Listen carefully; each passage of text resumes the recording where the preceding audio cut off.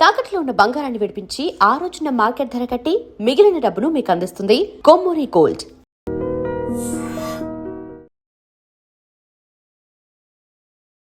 I dream చూస్తున్న ప్రేక్షకులందరికీ నమస్కారం. ఈరోజు మనతో పాటు ప్రముఖ ఆధ్యాత్మికవేత్త, జ్యోతిష్య పండితులు, ఇంటర్నేషనల్ అవార్డు గ్రహీత, శ్రీ విద్యా ఉపాసకులు డాక్టర్ బమిడి సుదర్శన్ శర్మ గారు మనతో పాటు ఉన్నారు. గురుగారితో మాట్లాడదాం. నమస్కారం గురుగారు. నమస్కారం అమ్మా. గురుగారు, దీపారాధన ప్రతి ఒక్కరు చేస్తూ ఉంటారు, కానీ దీపారాధనలో చాలా మంది కొన్ని పొరపాట్లు చేస్తూ ఉంటారు. అసలు దీపారాధనలో మనం చేసే పొరపాట్లు ఏంటి? దీపారాధన ఏ విధంగా చేసుకోవాలి? అసలు దీపారాధన ఏ సమయాల్లో చేసుకోవాలి? ఇవన్నీ వివరిస్తారా? సమగ్ర వివరణ. మంచి ప్రశ్న వేసావమ్మా. ఈ విషయం గురించి కాస్త మాట్లాడుకోబోయే ముందు ఆధ్యాత్మికంగా దైవ ప్రార్థన చేసుకుని విషయంలోకి వెళ్దామమ్మా. కాళాభ్రాభాం కటాక్షై రలికురభయదాం మౌలిబద్ధేందురేకాం శంఖం చక్రం కృపాణం త్రిశమపి గ్రైః రుర్వహంతిం త్రినేత్రాం సింహస్కంధాదిరూఢాం త్రిభువనమఖిలాం తేజసా పూరయంతీం ధ్యాయేత్ దుర్గాం జయాఖ్యాం త్రిదశ పరివృతాం సేవితాం సిద్ధికామైః. శ్రీ దుర్గా పరాదేవతాయే నమో నమః. శ్రీ మహాగణాధిపతయే నమో నమః. అస్మత్ గురు శ్రీ దత్తాత్రేయ సద్గురుభ్యో నమో నమః. అస్మత్ పితు శ్రీ భమిడి వెంకట సుబ్రహ్మణ్య శర్మ పాదారవిందాభ్యో నమో నమః. ప్రధానంగా దీపారాధన ప్రస్తుత కాలంలో చాలామంది చాలా తప్పిదాలు చేస్తున్నారమ్మా. ఇది కొంచెం శోచనీయ అంశమైనటువంటి విషయం. ఏమిటి అంటే దీపారాధన చాలా వరకు దీపం మన పటం, దేవుడి పటం కానీ దేవుడి విగ్రహం కానీ ఉంటే అటువైపు దీపారాధన మనం ఒత్తి ఎటు పెట్టాలి? దేవుడు ఎటు ఉంటాడో అటువైపు ఒత్తి ఉండాలి. కానీ ఇప్పుడు ఏం చేస్తున్నారు? ఎవరు వెలిగిస్తున్నారో వాళ్ళ వైపు ఒత్తి వచ్చినట్టు వెలిగిస్తున్నారు. చాలామంది ఇక్కడ చాలామంది నేను చూస్తున్నాను. మనం ఎక్కడైనా కాస్త పెద్ద పెద్ద సభల్లో కూడా వెళ్తున్నప్పుడు ఇదే తప్పిదాలు జరుగుతున్నాయి. అక్కడ కాస్త ఇబ్బందిగా అవుతుందని చెప్పడం, కాస్త కొంత అవకాశం ఉన్నందుకు చెప్తున్నాను, అవకాశం లేని వరకు కాస్త ఇదవుతున్నారు. కానీ చాలా వరకు ఇదే తప్పిదాలు నడుస్తున్నాయి. అయితే ఇదొక విషయం. ఇంకొక విషయం ఏంటి అంటే అసలు మనం దీపారాధన ఎందుకు చేయాలి? అగరబత్తి వెలిగించేస్తే అయిపోతుంది కదా, దీపారాధన ఎందుకు చేయాలి? దీపారాధన చేయడం వల్ల ఏమిటి వస్తుంది అంటే మనకి అజ్ఞానం అనేటువంటి చీకటి, అంటే దీపం జ్యోతి పరబ్రహ్మ, దీపంలోని సాక్షాత్తు అగ్నిస్వరూపమైనటువంటి దేవుణ్ణి మనం చూస్తున్నాం. ప్రత్యక్షంగా దేవుణ్ణి మనం చూడగలమా? దేవుణ్ణి మనం చూడలేం. కానీ దేవుణ్ణి మనం చూస్తున్నాం, ప్రత్యక్షంగా రూపంలో ఉన్నట్టు అగ్నిస్వరూపంగా దేవుణ్ణి మనం చూస్తున్నాం. ఈ దీపారాధన చేయడం వల్ల ఏమిటి అంటే మనలో ఉన్నటువంటి అజ్ఞానం అనే చీకటిని, అజ్ఞానం అనేటువంటి మాయని దూరం చేసుకుంటూ జ్ఞానం వైపు మనం ప్రయాణం చేసే విధానాన్ని దీపారాధన అంటారు. మనం అజ్ఞానం అనే మాయలో ఉన్నామమ్మా. ఈ మాయ నుంచి మాయను జయిస్తూ జ్ఞాన మార్గంలో ప్రయాణం చేసినటువంటి విధానమే దీపారాధన. సింపుల్ విషయం. ఈ దీపారాధన చేయడం వల్ల ఏమిటి వస్తుందంటే అజ్ఞానం అనే చీకటి నుంచి మనం దూరం అయ్యి జ్ఞాన మార్గంలో ప్రయాణం చేస్తున్నాం. ఇదొక విషయం. అయితే ప్రధానంగా ఈ దీపారాధనలో చాలామంది దీపం కొంతమంది ఒక ఒత్తితో వెలిగిస్తారు, కొంతమంది 2 ఒత్తులతో వెలిగిస్తారు, కొంతమంది 3 ఒత్తులతో వెలిగిస్తుంటారు. దీనికంటూ ఒక విధానం అంటూ లేదు. మనకి ఏదైనా శాస్త్ర ప్రమాణ ఇది శాస్త్ర, ఏదైనా శాస్త్రం అంటూ మనకు ప్రమాణం అంటూ చెప్పింది. ఆ విధంగానే దీపారాధన చేస్తేనే మనకి ఫలితం కూడా వస్తుంది. అయితే ఏమిటి అంటే ఒక ఒత్తితో దీపారాధన చాలామంది చేస్తారు. ఒక ఒత్తితో దీపారాధన చేయకూడదు. ఎందుకు? ఒక ఒత్తిలో దీపారాధన చేసేది ఆ ఒక్క సమయంలోనే చేస్తాం. మనిషి పోయినప్పుడు వాడు తల కింద పెట్టే ఈ పితృకర్మలు చేసేటప్పుడు, దానికి సంబంధించినవి చేసేటప్పుడు ఒక ఒత్తితో దీపారాధన చేస్తాం. మామూలు సమయంలో అలా ఒక ఒత్తితో దీపారాధన చేయకూడదు. ఎన్ని ఒత్తులతో చేయాలి అంటే దీనికి కూడా దీనికి ఒక్కొక్క విధానంలో ఒక్కొక్కరు చేస్తుంటారు. ఏమిటి అంటే ఎవరి ఆచార విధానం బట్టి. కానీ మనకి శాస్త్రంలో చెప్పింది ఏమిటి అంటే సాధ్యం త్రివర్తి సంయుక్తం వహ్నినా యోజితం ప్రియం అని ఉంటుంది. అంటే సాధ్యం త్రివర్తి సంయుక్తం అంటే 3 ఒత్తులతో దీపారాధన చెయ్యాలి. త్రివర్తి సంయుక్తం 3 ఒత్తులతో, 3 ఒత్తులతో మనం కలిపి దీపారాధన చేయాలి. మనకి 3 గుణాలు ఉన్నాయమ్మా, సత్వ రజస్ తమో గుణాలు. ఇప్పుడు గురువుగారు ఇంత శాంతంగానే మాట్లాడుతున్నా, విషయాలంతా చెప్తున్నా. నాలోని కోపం ఉంటుంది, నాలోని శాంత స్వరూపం ఉంటుంది, నాలోని తమో గుణం, సత్వ రజస్ తమో గుణం. వీటిని ఏకంగా చేస్తూ, సత్వ రజస్ తమో గుణాలను ఏకంగా చేస్తూ, త్రిగుణాలు వీటిని ఏకంగా చేస్తూ దీపారాధన చేసే విధానం ఒకటి. కొంతమంది కొన్ని ఆచారాలు ఏం చెప్తారంటే 2 ఒత్తులతో దీపారాధన చేస్తారు. ఏమిటి అంటే జీవాత్మ పరమాత్మ. ఈ జీవాత్మ మనం ఎక్కడి నుంచి వచ్చాం? పరమాత్మ నుండి జీవాత్మగా భూమి మీదకి వచ్చాం. చాలామంది చెప్తూ ఉంటారు ఏమిటి అంటే, చిన్నపిల్లల్ని అడుగుతూ ఉంటాం మనం, ఏమని చెప్తూ ఉంటాం, మీరు పెద్ద అయ్యాక ఏమవుతావు అయ్యా అంటే వాళ్ళు ఏదో సోల్జర్ యాక్టర్ అంటూ ఉంటారు, ఏదో డాక్టర్ అంటూ ఉంటారు. కానీ మన గోల్ ఏంటి? వీ హ్యావ్ కేమ్ ఫ్రమ్, మనం ఎక్కడి నుంచి వచ్చాం? పరమాత్మ నుంచి వచ్చాం. మన గోల్ ఏమిటి? ఈ జీవాత్మ అనేది మరి పరమాత్మలో ఐక్యం అవ్వాలి. ఇది జీవిత పరమార్థం, ఇదే అసలు మన గోల్. కానీ దాన్ని మనం జీవాత్మ పరమాత్మని రెండు ఒత్తులుగా చేసి దీపారాధన చేస్తుంటాం. దాని ప్రతీక అనమాట జీవాత్మ పరమాత్మ ఏకంగా చేసి దీపారాధన. అది ఎవరి ఆచార విధానం బట్టి ఉన్నటువంటి విషయం. ఏదైనా రెండు ఒత్తులతో దీపారాధన చేసే వాళ్ళు చేస్తారు, మూడు ఒత్తులతో. కానీ మనకి శాస్త్రం ఏమి చెప్పిందంటే త్రివర్తి సంయుక్తం. మూడు ఒత్తుల్ని ఆద్యం త్రివర్తి అంటే సాధ్యం త్రివర్తి సంయుక్తం వహ్నినా యోచితం ప్రియం.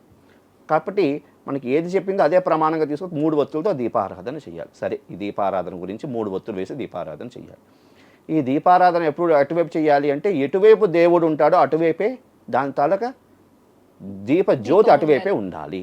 అంతే తప్ప మనం ఎవటి వెలిగిస్తున్నాము అని ఇటువైపు వెలిగించడం చాలా తప్పిదము. అలాగే ప్రమిద, అదేవిధంగా ప్రమిదల్లో ఒక్కొక్క విధానానికి ఒక్కొక్కటి ఉందమ్మా.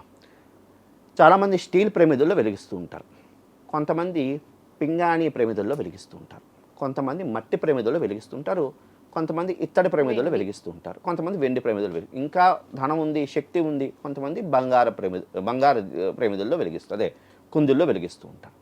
అయితే దీంట్లో కూడా ఒక విధానం చెప్పాడు. పింగాణివి అదేవిధంగా స్టీల్ కుందిల్లో దీపారాధన చెయ్యకూడదు. వాటికి ప్లాస్టిక్ ప్రమిదలు కూడా ఇప్పుడు కొత్తగా వచ్చాయమ్మా, వాటిలో దీపారాధన చేయకూడదు. అయితే మట్టి ప్రమిదలో దీపారాధన చేస్తే మనశ్శాంతి సిద్ధిస్తుంది. అయితే దీంట్లో కూడా ఒక విషయం ఉంది.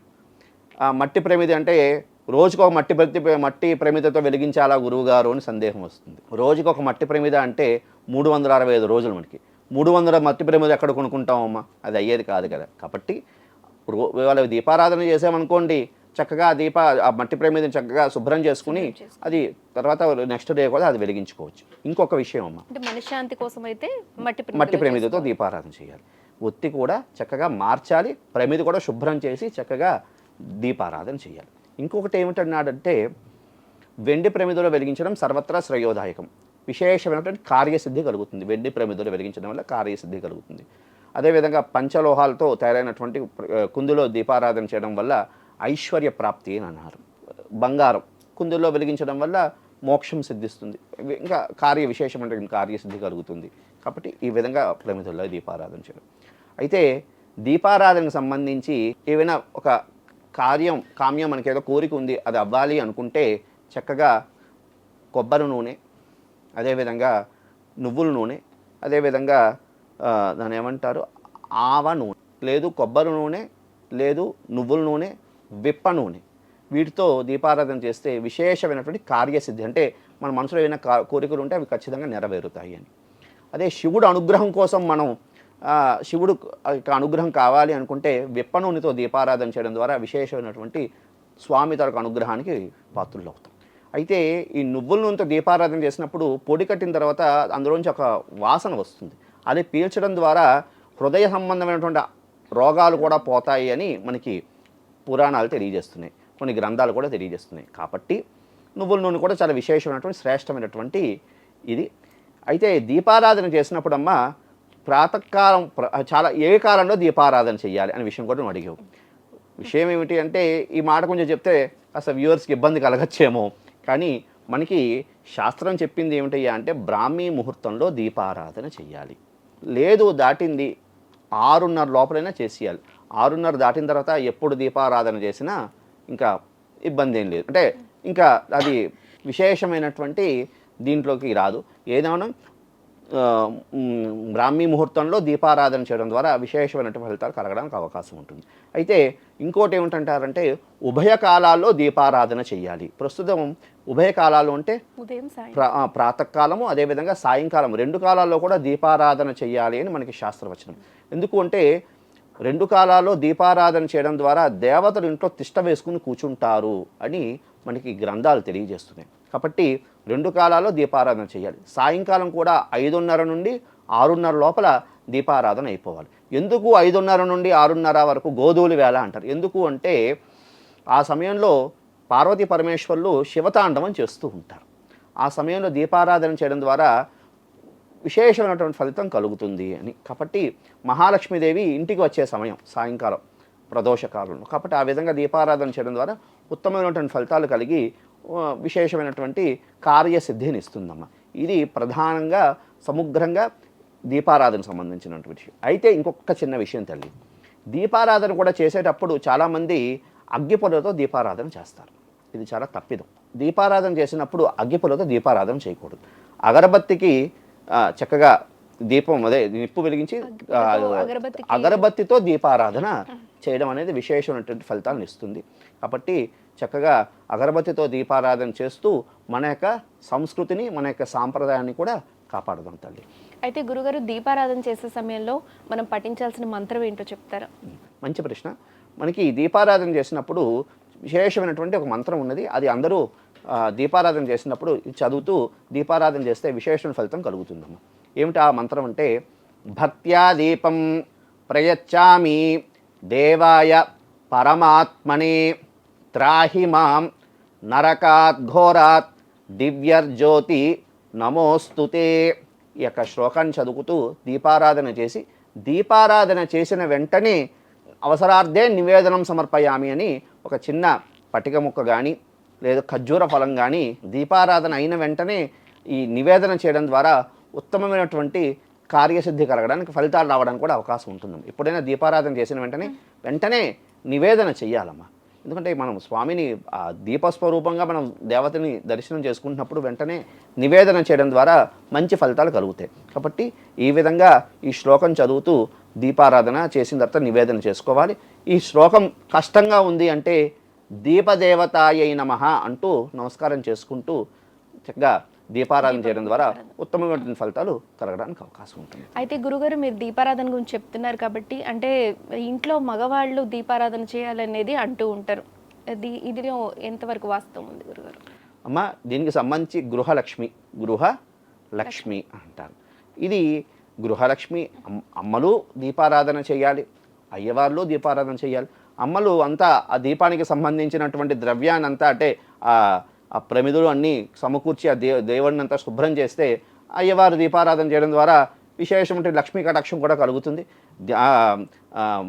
భర్తలే చూసుకుంటారు కదా, ఇంకా నాకు సంబంధం లేదని అమ్మలు అలాగ ఇచ్చేయడానికి అవకాశం లేదు. ప్రాతకాలం భర్తల దీపం వెలిగించి ఇచ్చేసినప్పుడు అమ్మలందరూ కూడా దానికి సంబంధించి శుభ్రంగా ప్రముదుల్ని శుభ్రంగా దేవాలయం అంటే దానికి దేవతా మందిరం అంతా శుభ్రం చేసి ఉంచితే మీరు చక్కగా దీపారాధన చేస్తారు. ప్రదోషకాలం సాయంకాలం అమ్మలందరూ కూడా మహాలక్ష్మి అమ్మవారి ఇంటికి రావాలి, గృహం అంతా వర్ధిల్లాలి అనేటువంటి భావనతో గృహం అంతా కూడా అభివృద్ధిలోకి రావాలి, సంతానం అంతా అభివృద్ధిలోకి రావాలి అని వారి సాయంత్రం దీపారాధన చేయడం ద్వారా ఉత్తమమైనటువంటి ఫలితాలు కలుగుతాయి తల్లి. అంటే ఆడవాళ్ళు చేయడం వల్ల అంత ప్రతిఫలం రాదంటారా? అట్లా ఏం లేదమ్మా. ఫలితం వస్తుంది, ఆడవాళ్ళు చేసే ఫలితం రాదు అని లేదు. ఇద్దరు, ఎందుకంటే ఒక గృహలక్ష్మి అన్నారు, గృహంలో లక్ష్మియే దీపారాధన చేయాలి అని కొన్ని విషయాలు తెలియజేస్తున్నాయి. కాబట్టి ప్రాతకాలం భర్తలకు అందిద్దాం, వాళ్ళకు కూడా పుణ్యం పురుషార్థం రావాలి కదా. ఉదయం వాళ్ళు చక్కగా దీపారాధన చేసుకుంటారు, వాళ్ళకి పుణ్యం పురుషార్థం రావాలి. సాయంకాలం మహాలక్ష్మి స్వరూపమైన అమ్మలందరూ కూడా దీపారాధన చేస్తే ఇంకా ఉత్తమమైనటువంటి ఫలితాలు కలిగి కుటుంబం అభివృద్ధిలోకి వస్తుంది తల్లి. అది విషయం. దీపారాధన గురించి సమగ్ర వివరణ ఇచ్చారు. ధన్యవాదాలు గురుగారు. శుభమస్తు. కాలే వర్షదు పర్జన్యః పృథివీ శస్యశాలిని దేశోయం క్షోభరహితః బ్రాహ్మణా సంతు నిర్భయః. స్వస్తి. శుభమస్తు. And for more videos, Please subscribe to iDream channel. Subscribe to iDream Media. Please subscribe to iDream. Please subscribe to iDream. Please subscribe iDream. And please subscribe to iDream. For more videos, subscribe to iDream. please like, share and subscribe to the channel. Congratulations, iDream. Subscribe to iDream. Subscribe to iDream. So subscribe to iDream Media. iDream ki iDream team andarki huge congratulations. Please subscribe iDream Media. Please subscribe to iDream. Subscribe iDream. Please subscribe to iDream. iDream అంటే నా కళల ఛానల్ను subscribe చేసుకున్న నోరు తిరుగుతలేదు, మీరైతే గంట గుర్తు కొట్టండి. For more such videos, please subscribe to iDream. Subscribe to iDream. Please subscribe to iDream. Please subscribe iDream Media. Please do subscribe to iDream. Please subscribe to iDream Media. For best entertainment and information, please subscribe I Dream. And don't forget to subscribe to iDream.